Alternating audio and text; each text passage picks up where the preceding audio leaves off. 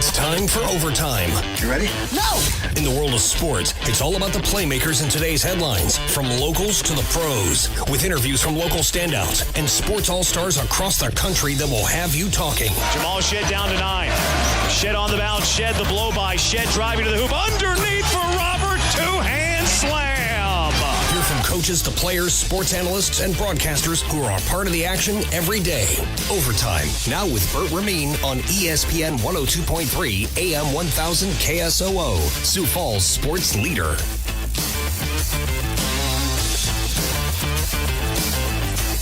It's hour number 2 on a Tuesday. Thanks so much for tuning us in, as always, right here on your ESPN station in Sioux Falls, ESPN 102.3 AM 1000 KSOO.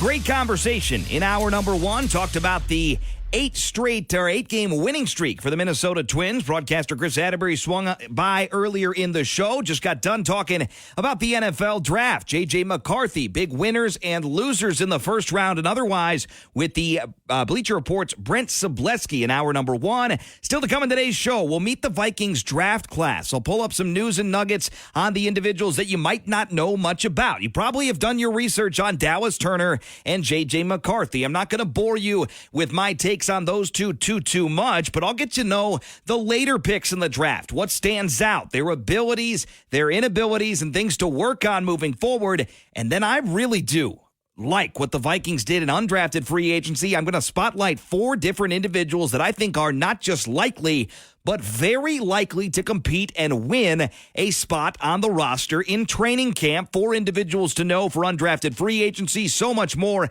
news to come from the NFL as well. That's at 12:20-ish. 12:30, we'll be talking the NBA. Denver and Minnesota colliding. That series begins on Saturday night. And an update on head coach Chris Finch's status, with an interesting update as of today on his injury sustained in that victory in Game 4 over the Phoenix Suns. Now into your scorecard. The Florida Panthers cruise to a 4-1 series victory over Tampa. They're one of the favorites to hoist Lord Stanley's Cup at the end of the postseason, and they get it done with a dominant win on their home ice last night against rival Tampa. Nick Cousins will hold it, drops back across center and hands it to Nico Mikkola. The fans to their feet. The final seconds will tick away. It's going to be a 6-1 win for the Panthers here in Game 5. That's the game. That's the series. The Panthers win this edition of the Sunshine State Showdown and punch a ticket to the second round of the Stanley Cup playoffs. Couldn't have dreamed of a better start for Florida. 6-1 the final last night. They win the series 4-1. Final call there courtesy of WQAM. Other final last night, Dallas with a big road win in Vegas. 4-2 the final there. Stars not the series at 2 games apiece. Tonight in the NHL, Maple Leafs at Bruins, 6 o'clock on ESPN. Islanders at Canes, 6:30 on TBS. Avalanche at Jets, 8:30 on ESPN. And Predators at the Canucks, 9 o'clock on TBS. All 4 of those series could be locked up tonight. Boston, Carolina, Colorado, and Vancouver, all of those teams with 3-1 series leads. Quick update into your latest odds at DraftKings as far as the Stanley Cup winner goes. The Carolina Hurricanes, the odds-on favorite, plus 425. Panthers plus 475, followed by the Oilers, Avalanche, and the team that won their series in the fastest fashion, the New York Rangers. My pick, they have the 5th best odds at plus 700. Looking for some parity, look at the NHL right now. So many different options. No real outright favorite, but Carolina has the best odds, plus 425, followed by Florida and Edmonton. Colorado with the 4th best odds right now for the Stanley Cup Championship. NBA Finals from yesterday. Things get a little bit more clear for Boston in their first-round series. They go up 3-1, and Derek White had a career night. Jalen spins on Hero, kick to the corner, Horford extra pass. How about a Derek White 3 that finishes the deal? How poetic was that? His 8th 3 of the night, 38 for Derek White. Derek White, a career high, 38 points and a 102-88 win down in Miami. Audio there, 98.5 The Sports Hub. OKC in New Orleans, back and forth, but the Thunder sweep the Pelicans in the first round, 4-0. And the story of the night, LeBron James and the Lakers fight tooth and nail. Overall, as we thought, as many people thought, it was a short series, but a very competitive one. Lakers gave it their best shot, simply not as good as Jokic, Murray, and those Denver Nuggets. Denver wins the series 4-1. And Jamal Murray, another opportunity last night to finish out a series, finish out a game in dramatic fashion. Murray has it on the high right side. High pick from Jokic. Murray, jumper from 8. Got it again! 3.6 seconds left for the Lakers. LeBron over to Prince. Jumper's no good at the horn. And the LA Lakers can take that L on the way out. 108-106 the final. Denver wins the series 4-1. Audio there, 92.5 Altitude Sports Radio. Brian Windhorst has covered LeBron James since he burst on the scene as a high schooler all the way through a Hall of Fame and legendary NBA career. He was asked, was last night LeBron James's last game? Was it his last game with the Lakers? What's the story with LeBron? I do not think that it will be. However, I do think that LeBron intends to opt out of his contract and become a free agent for the first time since 2018. Number one, because I think he wants to see what the Lakers do around the draft. They have potentially 3 first-round picks that they can trade, a couple of contracts that they can package with it to upgrade the team. You remember that they did not make any significant upgrades to this team at the trade deadline. LeBron did not forget that. Number 2, as you may have heard, his son Bronny may be, and I expect to be, in this draft. The Lakers, I think, will keep their draft pick. LeBron has expressed an interest in possibly playing with his son. The Lakers will have potentially 2 chances to draft him. And number 3, I think that there's some features that he can put in a new contract. Number 1, if he opts in, he only gets 1 year and $50 million. He could potentially get multi-years. And also, he does not have a no-trade clause in his contract. There's only one out there in the NBA. It belongs to Bradley Beal. I wouldn't be surprised if he'd like to lock that in as well. LeBron James not likely to retire, but likely to be on the move, according to Brian Windhorst there, and that audio courtesy of ESPN Radio. Interesting stuff for LeBron. If he does move, it's kind of that time in his career, and some people will say it's been that time for a while, that LeBron maybe, just maybe, doesn't aim to take a leading role. He can be one of a contributor, one of those big guys on a team that is one of the faces of the franchise, but he's been the face everywhere he's gone, every step along the way, been a part of a couple big threes, been a part of a blow-up, a disaster to start out L.A., and then, of course, won a title, but the Russell Westbrook and everything else that went in with that. LeBron James had to carry this team last year. Had to carry this team this year. He was the face. It wasn't Anthony Davis. It wasn't D'Angelo Russell. Things didn't work out. I would be surprised if he's back with the LA Lakers. I'm on Windhorst train there that LeBron will be on the move and his own volition there, maybe waiting to see exactly how the Lakers attack, if they attack the offseason at all. Evan Cohen stating the obvious here this morning on Sportsmanlike, in my opinion, that the Lakers stretch with LeBron James is the worst stretch of the Stars' career. If you look at the 6-year run he had in L.A., which, by the way, is the second longest tenured run he's had in his NBA career with one specific team. His first go-around in Cleveland was 7 years. Each of the next 2 stops, Miami and the second go-around with Cleveland, only 4 years. He's already been in L.A. 6 years, and if he comes back next year, he will equal his Cleveland run the first time around. And I could make the argument, Smalls, that this is the worst run of his entire career.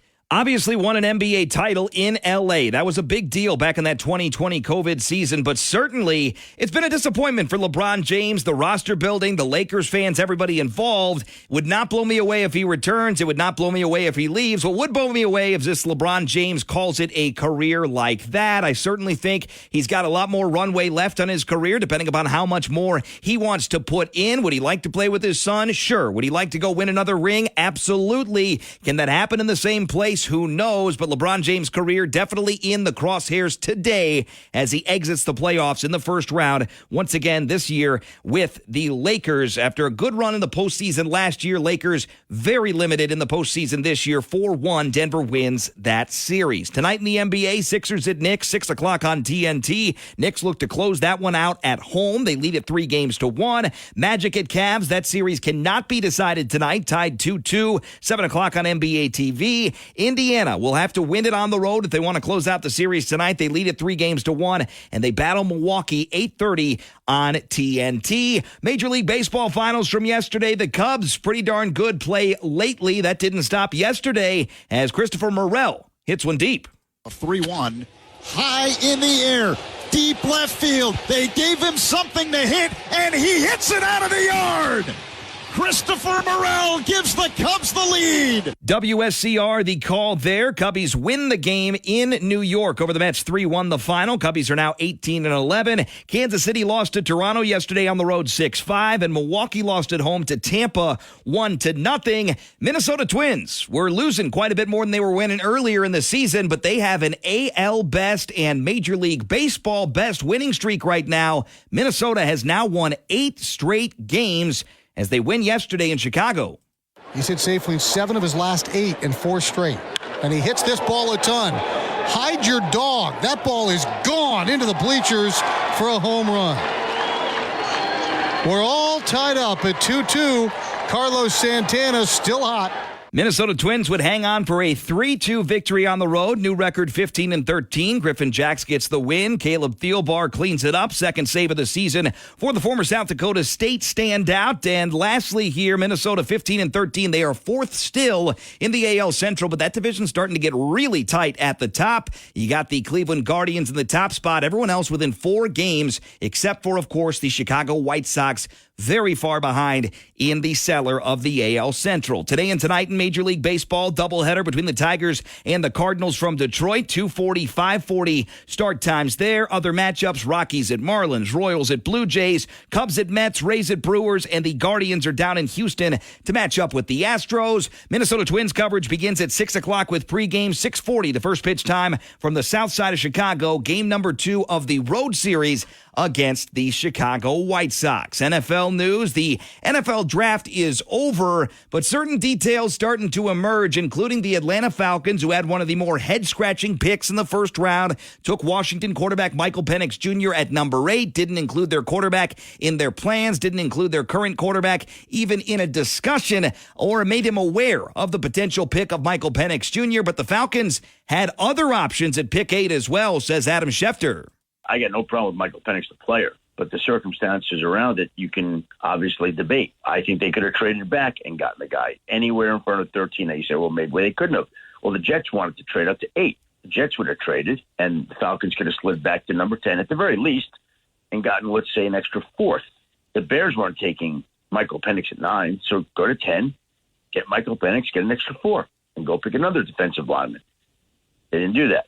So, there's some things like that you could debate. Interesting stuff there from Adam Schefter. The Atlanta Falcons reportedly had interest to trade down, and with the New York Jets looking to trade up, maybe they were going to go after Bowers or someone else, although they did ultimately pass up on Bowers at pick number 11 after trading down with the Minnesota Vikings. Maybe the Jets are just looking to secure their offensive lineman, or maybe the Jets could have been in on a quarterback as well. We do not know that answer.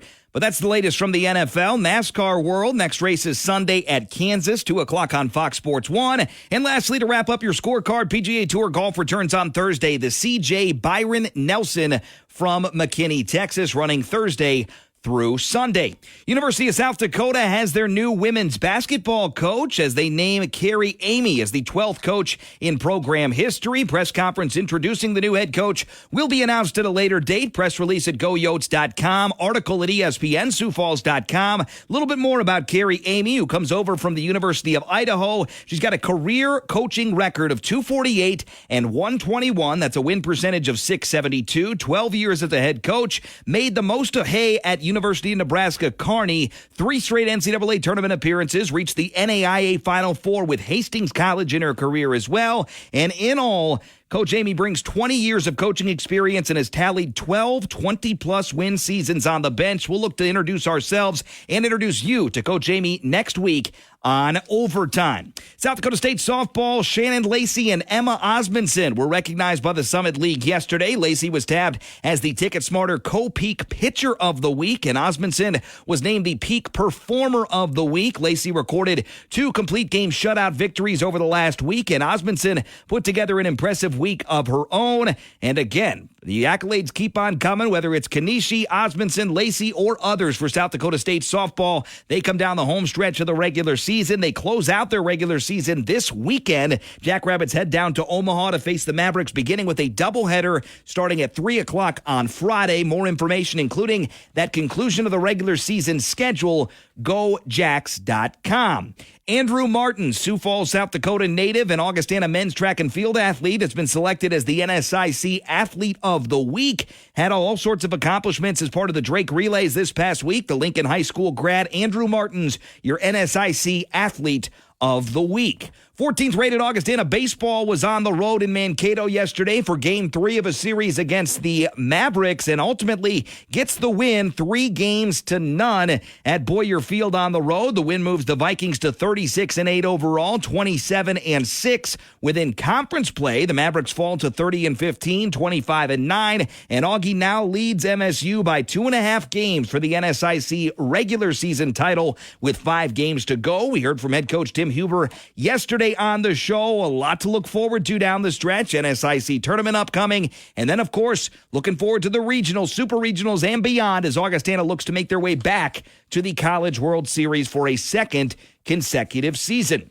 University of Sioux Falls pitcher Maddie Duncan picked up her first conference honor of the season after throwing a 7-inning no-hitter over the weekend. Duncan was named the NSIC Pitcher of the Week following a stellar performance in the circle against Winona. Tallied 5 strikeouts and 24 batters faced to lead the coup to a 1-1 series split with the Warriors. On the season, Duncan's got a 3.34 ERA and a record this year of 13-9. Up next for Sioux Falls softball, they're slated to take on St. Cloud State tomorrow at noon during the opening round of the NSIC softball tournament. For all things Sioux Falls softball, make sure to visit usfcougars.com. South Dakota men's basketball has announced another roster addition, the addition of Cameron Fenns to the upcoming season roster. Fenns is a 7-foot center from the University of Illinois Chicago and spent the past 2 seasons at UIC, where he played in 53 games and made 15 starts. As a true freshman, he made 12 starts in 31 appearances, averaging 10.8 minutes per game. He's a Dubuque, Iowa native and prepped at Hempstead High School, where he averaged a double-double as a senior with 18.7 points and 11.3 rebounds per game.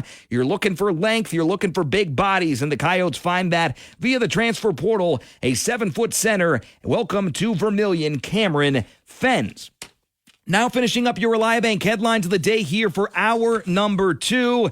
Big news for you Swifties and you Travis Kelce fans and Kansas City Chiefs fans. The Chiefs tight end Travis Kelce will be back. He's getting a significant raise and a new 2-year contract. Source told ESPN's Adam Schefter yesterday that the new deal is worth roughly $34.25 million, $17 million fully guaranteed for this year, and most of the rest to be guaranteed on the 3rd day of the upcoming league year in 2025. Hard to put into words what Travis means to this organization, this city, and he was certainly a priority to adjust his contract for us, and it was something that was important for Clark Hunt. So very fitting that Travis is now the highest paid tight end in these 2 years. That's according to general manager Brett Veach. In a video posted to Twitter by the Chiefs, Kelce said it was a, quote, an honor and a pleasure, and I can't wait to get after these next 2 years. Chiefs forever. Travis Kelce moved ahead of Jerry Rice for the most catches in postseason history during last year's playoffs. He's got 165 career postseason catches, and Travis Kelce doesn't appear to be slowing down anytime soon, although some fans might want him to, good, bad, or otherwise. But Travis Kelce certainly back for more, looking for a three-peat with the Chiefs and looking for much, much more to cement a Hall of Fame career. 2-year, $34.25 million contract extension. That ink is now dry. That news broke yesterday afternoon. When we come back, we'll keep it in football mode, talking the Minnesota Vikings, the draft picks that you need to know. I'll talk a little bit about Dallas Turner, a little bit about J.J. McCarthy, but the mid-round guys, everybody may have just tuned out over the weekend because Minnesota sold the majority of their future draft picks this year and next. But there's a lot of names you should know, and we'll dive into that undrafted free agent class. I've got 4 different players. That's pretty darn good. 4 players that I've got my eye on for the Minnesota Vikings, guys that should have been drafted, that fell into their lap in undrafted free agency. I think they make the team in 2024. I'll give you the individuals to know for Minnesota Vikings fans in training camp and beyond. We take the break. Back with that after this. The best sporting matchups and coverage. We are ESPN 102.3 and AM 1000 KSOO, Sioux Falls sports leader.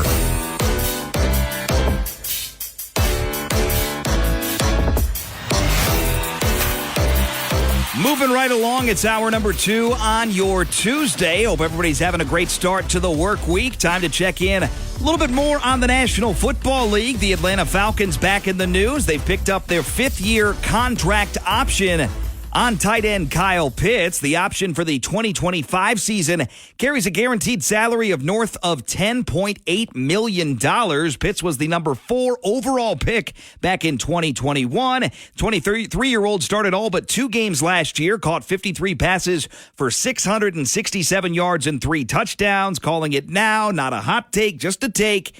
Kyle Pitts going to be back on the right track this year with Kirk Cousins at quarterback, waiting for a consistent guy to throw him the football and a consistent offensive plan. Got a new offense coordinator, Zach Robinson. I think they figure it out, and Kyle Pitts, in conjunction with the other guys on that roster, Drake London, Darnell Mooney, and others, that offense is going to hum a little bit for the first time in a few years down in Atlanta. 5th-year option picked up as of today for Kyle Pitts and the Atlanta Falcons. The New England Patriots and defensive tackle Christian Barmore have reached agreement on a 4-year deal, max value $92 million. His agent Nicole Lynn confirmed with ESPN's Adam Schefter. Barmore's deal includes $42 million in guaranteed money, a source told ESPN's Jeremy Fowler. And Barmore's new deal in New England is the largest non-Tom Brady contract in Patriots franchise history. 6'5", 315-pound Barmore, selected in the 2nd round back in 2021 out of Alabama, and he was entering the final year of his contract in 2024 and scheduled to earn a base salary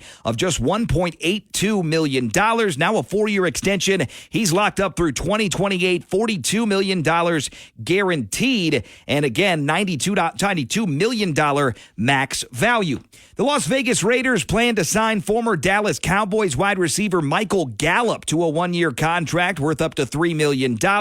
According to Adam Schefter and Jeremy Fowler, the pending signing is intriguing in that the Raiders have already have a bevy of pass catchers on the roster. They've got Devontae Adams, Jacoby Myers, Trey Tucker, who emerged last year, also have Michael Mayer, and now have also just added into the mix, of course, the great Georgia tight end Brock Bowers. So Michael Gallup, uphill battle to be a contributor on the team, might just be a veteran option. But the Raiders are inking a deal, 1 year, $3 million for Michael Gallup. Certainly other receivers still out there on the open market, including the likes of Michael Thomas, Tyler Boyd, Odell Beckham Jr., and others. And now Zay Jones is also on the open market. The Jaguars released the veteran wide receiver this morning, less than a week after drafting a receiver in the 1st round of the draft. The Jags saved $5 million against the salary cap by releasing Jones, who signed a 3-year contract with the team back in March of 2022. His release was among a list of moves that the team made on Tuesday, which including releasing longtime kicker Joey Sly. Jaguars drafted LSU receiver Brian Thomas Jr. at number 23 overall, and they've also got a veteran workout scheduled with a name we haven't heard or talked about in a while, might not be extraordinarily relevant anymore, but Jarvis Landry, former Brown, former Dolphin, former Saint, looking to find his way back in the National Football League with the Jacksonville Jaguars. And again, Joey Sly, the kicker, Zay Jones, the wide receiver, released. And a couple off seasons ago, the Jaguars found a way to acquire Calvin Ridley. They found a way to acquire Christian Kirk and Zay Jones, paid a lot of money for that trio across the board. Calvin Ridley out of town, Zay Jones out of town, and Christian Kirk, who has been the best of those 3 in Jacksonville, is that true blue number 1 receiver for now down in Jacksonville.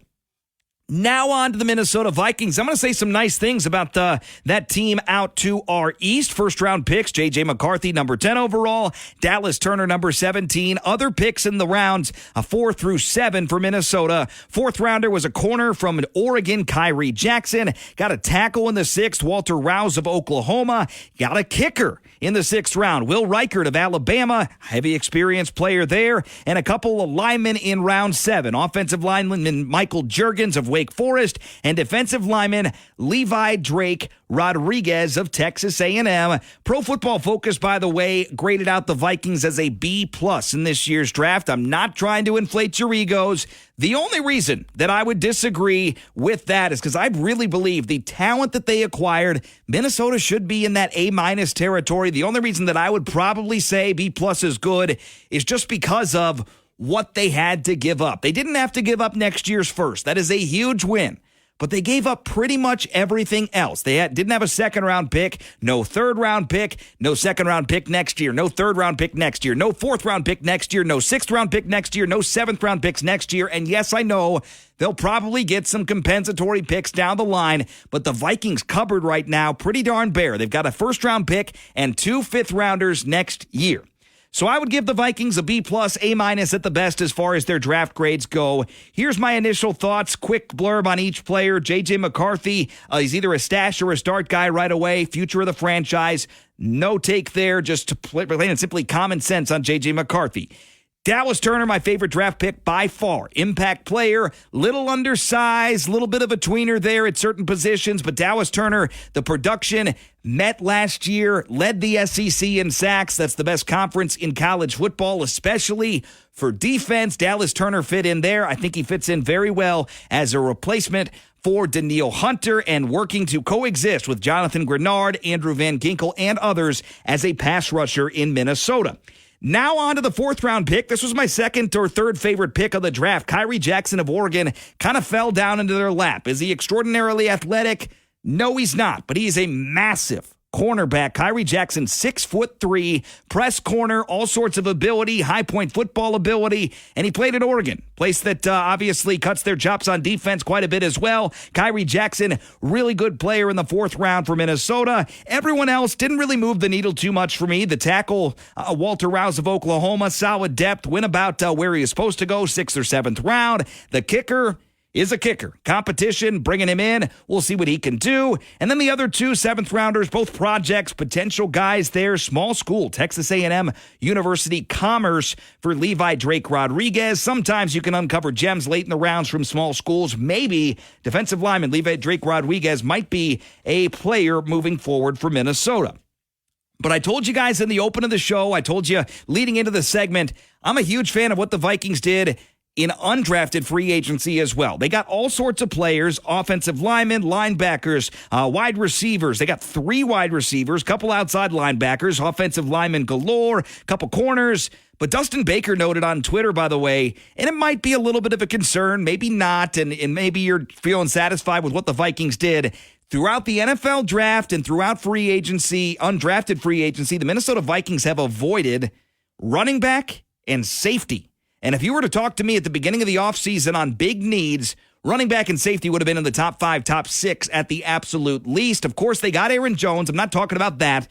I'm talking about undrafted free agency post-draft. They didn't go out and take a swing on anybody at all in the draft or otherwise. In safety, where your best player is rapidly aging and Harrison Smith, you got to get someone in there waiting in the wings, at least so you would think. But we'll wait and see.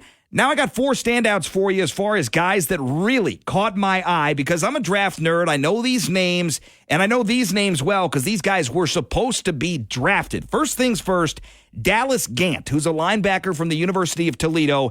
Nice depth and special team piece right away. He was a 4-star recruit, played some time at Ohio State, finished up his career at Toledo, 2-time all-conference player. Dallas Gant could be a big impact guy, special teams or otherwise early, and Minnesota has a need at linebacker. They've got Ivan Pace Jr., and then that inside linebacker spot, Dallas Gant could be that other linebacker on this defense, and that's a really good get in undrafted free agency.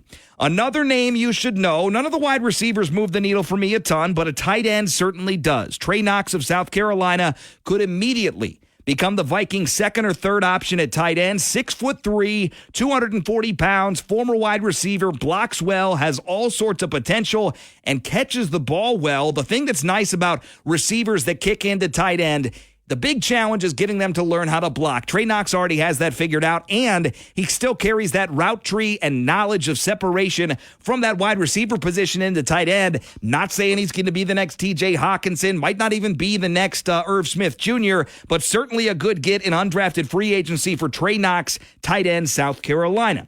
The other 2 names that you should know, first things first, big cornerback help on the way. They drafted Kyrie Jackson, and then they get Dwight McGlothern of Arkansas. Draftable player, was a 4th, 5th round pick projection. Highest ranked unpicked cornerback in the National Football League. Another big guy, 6'2", transfer from LSU. He's a zone corner. The only big deal on him, the big negative that you read when you look into his background, what he does well, what he needs work on, Needs to work on his tackling, but other than that, pretty darn good player, ball hawk Dwight McGlothern. And lastly, the best pickup in undrafted free agency for the Minnesota Vikings, pass rusher, UCLA, Gabriel Murphy. He was shadowed and taken over by, of course, Laiatu Latu, his teammate there that went in the first round of the Colts. But Gabriel Murphy was supposed to be drafted. He's the highest edge rusher. There's a trend here. Minnesota spent quite a bit of money and spent quite a bit of time researching these guys. They get the highest graded edge rusher that wasn't drafted, the highest rated corner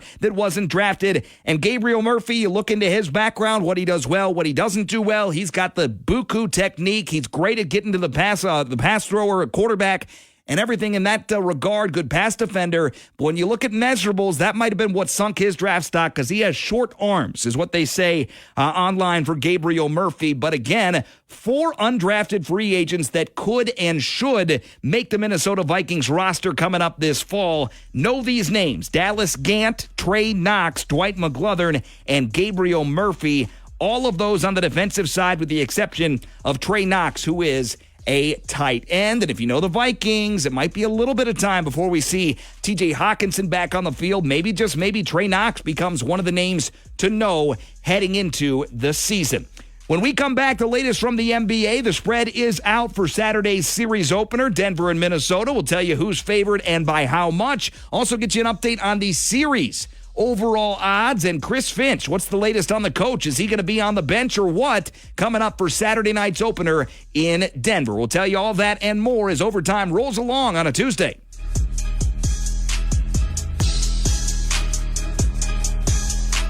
All states streaming live. This is Overtime with Bert Ramin on ESPN 102.3 and AM 1000 KSOO, Sioux Falls sports leader.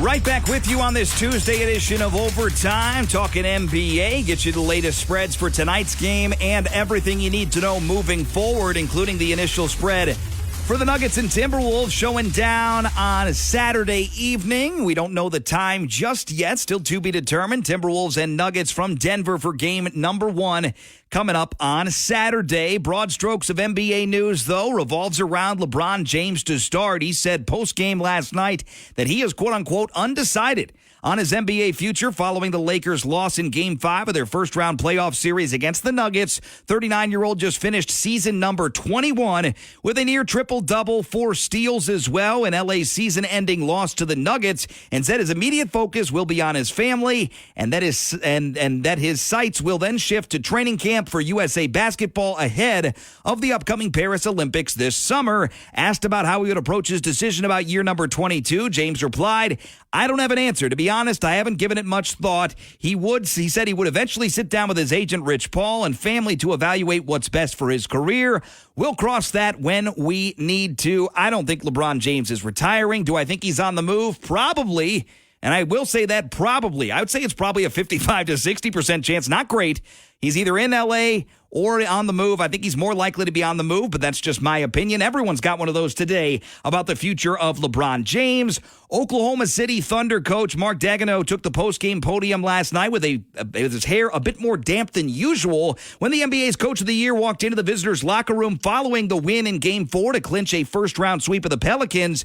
He was met by players dousing him with water because there was a lot to celebrate. The Thunder became the youngest team in NBA history to capture a playoff series, and they did it in convincing fashion as the top seed in the Western Conference. The coach said there's a difference between a young team and a mature team, and that his Thunder are a mature group. I got a cosign on that. There were some people out there that didn't think it would be this easy. I didn't think it would be this easy for the Thunder. I didn't have them getting upset by the Pelicans, but I certainly thought it would go to 5, maybe 6 at the absolute most. Thunder look the part right now and could be pretty darn dangerous and primed for a run to the Western Conference Finals. Oklahoma City's average age by weighted playing time, 23 years, 343 days. The previous youngest team to win a playoff series was also the Thunder back in 2011, 24 years, 149 days. OKC a while ago in recent memory was one of those cute teams. Hey, they got all sorts of picks. Look what they did. That's great. We'll see if they come together. Can't wait to watch that youngster play.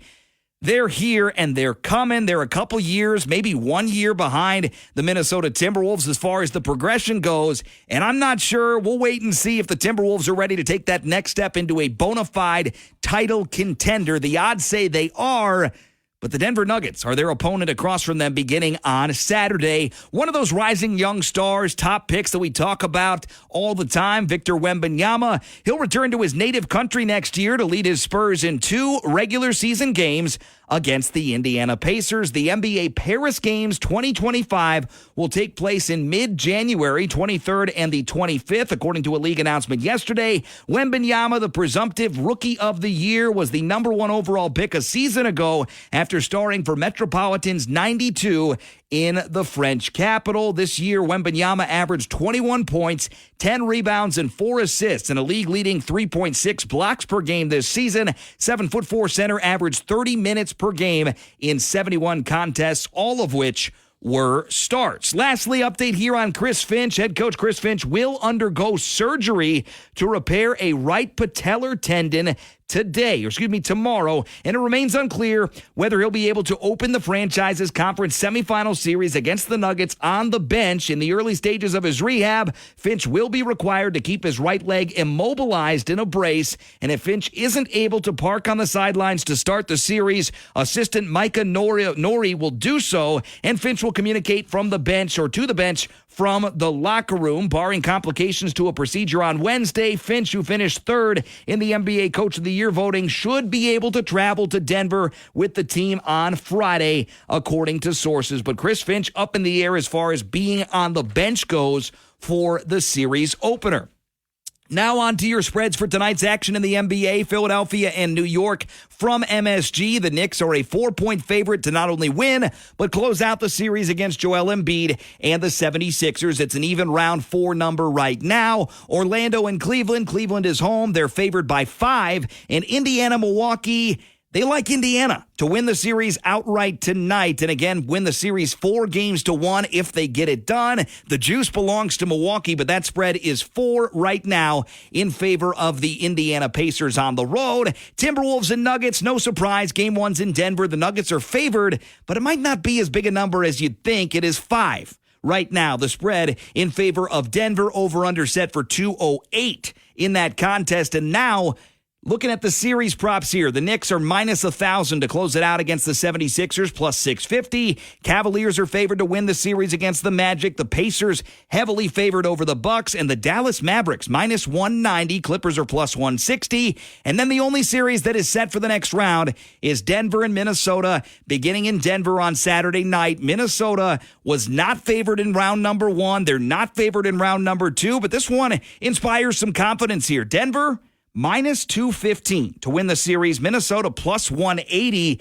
Definitely could have seen a lot longer odds than that if it was a struggle through the series with the Suns or whatever happened there. But Minnesota is not too far off. Plus 180, the odds to take down the defending champion Nuggets in the Western Conference semifinals. Again, Saturday night, time to be determined for that. Follow along for all things Timberwolves, ESPN Sioux Falls.com. We're back to round out the show as it looks like we got some more rain rolling into the 6:05. At least it continues to get darker and darker outside. Keep you posted on that. Stay tuned for your latest weather here on ESPN Sioux Falls. But when we come back, it's time to deliver the goods, the bad, and the ugly to round out this Tuesday edition of Overtime.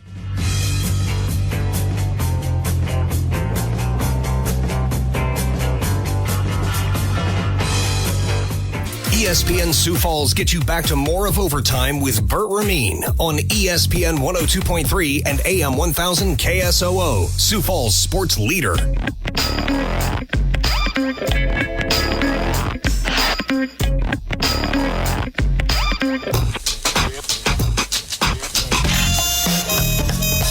Back to wrap up this Tuesday edition of Overtime. Every day as I'm prepping for the show, sometimes I say, man, not a lot to talk about today, but I never say that when it comes to the good, the bad, the ugly. The sports world always delivers the good, the bad, and the ugly in their stories. Good situations happening to good people, bad things happening to good people, bad things happening to bad people, and ugly situations. We got it all day in and day out on the show, and it's time to hit you with the latest in the good, the bad, and the ugly on your Tuesday.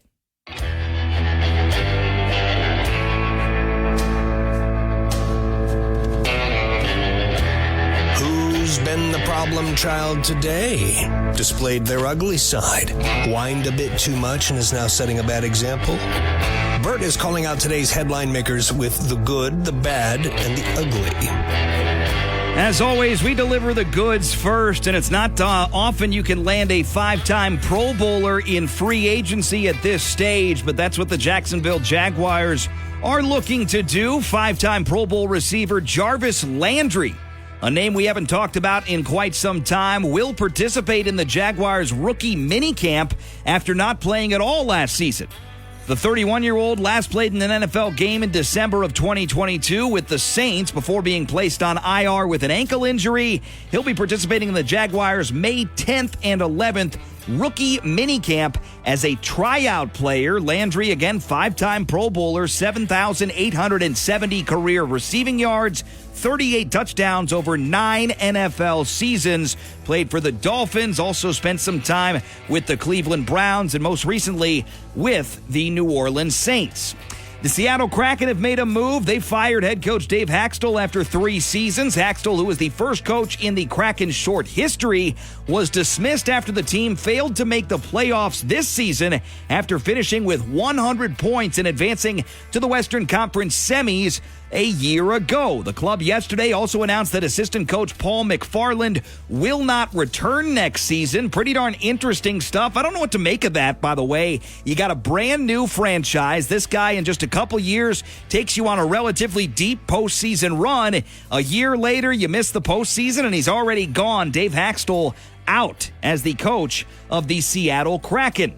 Now on to the ugly, more interesting than ugly, still to be determined on what this all means, but UAB, University of Alabama Birmingham football players say their entire roster has signed up for the for athletes.org, making them the first D1 football team to publicly join a players association.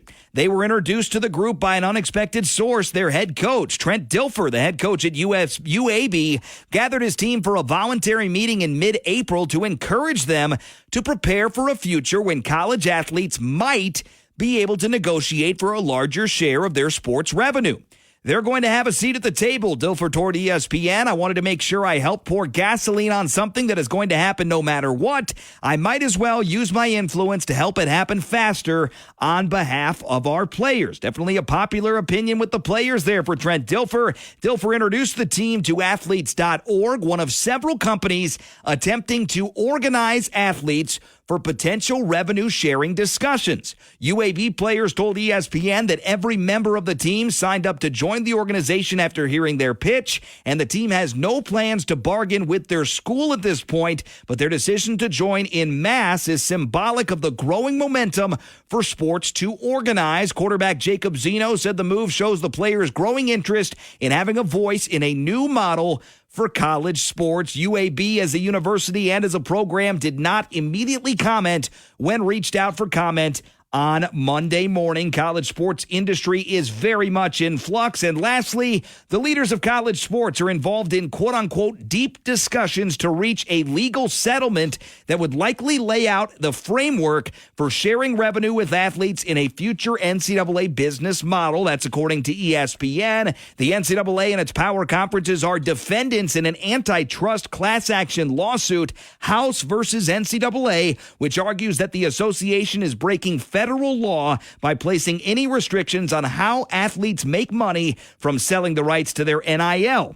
The case is scheduled to go to court in January of 2025. If the plaintiffs win, the NCAA and its schools could be liable to pay more than $4 billion in damages, which has motivated many leaders across the industry to seek a settlement.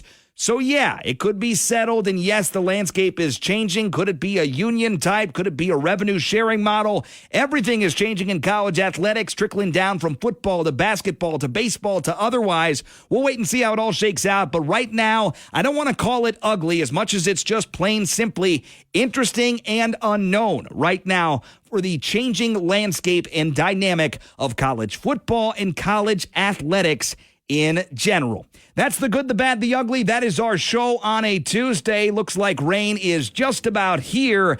Don't let it rain on your parade. We're almost midway through the work week. Tomorrow on the show, excited to talk to Lavelle Neal, whip around coverage about the Twin Cities sports scene and more. We'll talk to you tomorrow. Early show, 10 a.m. start with overtime. Then have a great day, Sioux Falls.